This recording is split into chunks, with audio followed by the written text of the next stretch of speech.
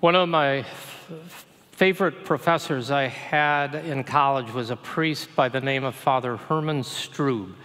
He was amazing. The guy was brilliant, energetic, loved his subject matter, just full of life. He was almost 80 years old when he was teaching me, and he often began his class with a dialogue that sounded something like that. He'd look at Bud and he'd say, "Mr. Grant, it's a wonderful day." And Mr. Grant would respond, "Yes, it is, Father Strube." And then he'd look at Al and he'd say, "And what makes it so wonderful, Mr. Minert?" And Al would respond, "Because God loves us, Father Strube." "Yes," he'd say, "God loves every one of us, Mr. Cranbuell, even you." "Yes, Father Strube, even me." And then he'd laugh and roll back on his heels and throw his hands up in the air, and he'd go on with his teaching. He's about 5'6", 145 pounds wet, but he still had the stature of a saintly man. He taught Old Testament in the fall semester, New Testament in the spring semester, and they were at that time the most popular classes, the most well-attended classes of anything else taught at St. Ambrose College in those years. But what I remember most about him, or why I hold him in such high regard, is because of the two rules of life by which he lived and which he taught. First, we are all loved by God. Without any measure, without any condition, without any merit of our own, God has unconditional love for each and every one of us. And until we accept that love of God, we cannot even begin to accept our call of discipleship.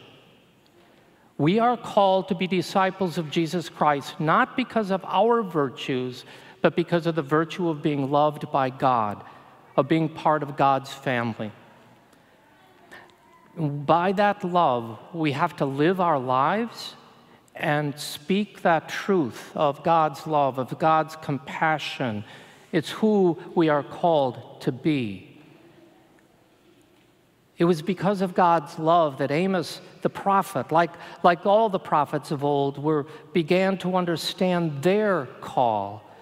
He wasn't too keen about this whole thing. The king warned him to get out of town, but he said, "I'm not a prophet, I'm a shepherd, I prune trees. It's not in my love, but I will do it because of God's love for his people." He knew he had no choice. Father Strube's mission was to drill into the hearts and the minds of a bunch of us know-it-all young Catholic students that before we could do anything else in the world, before we understood what we were called to do, we had to believe that we were beloved by God. Once we got that down, the rest would fall into place. Look at where it got me. A criminal justice major, and now I stand before you. Second, drop the baggage. Father Strube was one of the most brilliant men I've ever met, most well-read men I've ever met. He knew science, theories of evolution, politics, history, second to none on current events. And yet, like most professors who would line shelf after shelf of books in their offices as a kind of self-proclamation of their knowledge, Father Strube never had more than 4 books in his possession at any time: a Bible, a dictionary, a world atlas, and the book he was reading at that time. That's it. One of the greatest burdens to our discipleship is the baggage that we carry. And sometimes that baggage is our accomplishments, our honors, our titles, as if these alone would give us credibility. And sometimes it's our failures, our mistakes that we hold on to long after they have let go of us. Sometimes it's our fears, our angers, our resentments, our prejudice. It stops us and stops our hearts from loving and keeping us from truly being alive. Jesus just told his disciples, travel light. Don't take your burdens. Don't hang on to your failures. Shake the dust from your feet. You cannot be my disciple with baggage. I can still see this almost 80-year-old priest literally jump up on the desk in room 111 of Lewis Hall at St. Ambrose. I still can hear his voice telling us over and over and over of God's steadfast love for us. He could see in us what we couldn't see yet in ourselves, and he could see in us what God could accomplish through us once we found our own true path.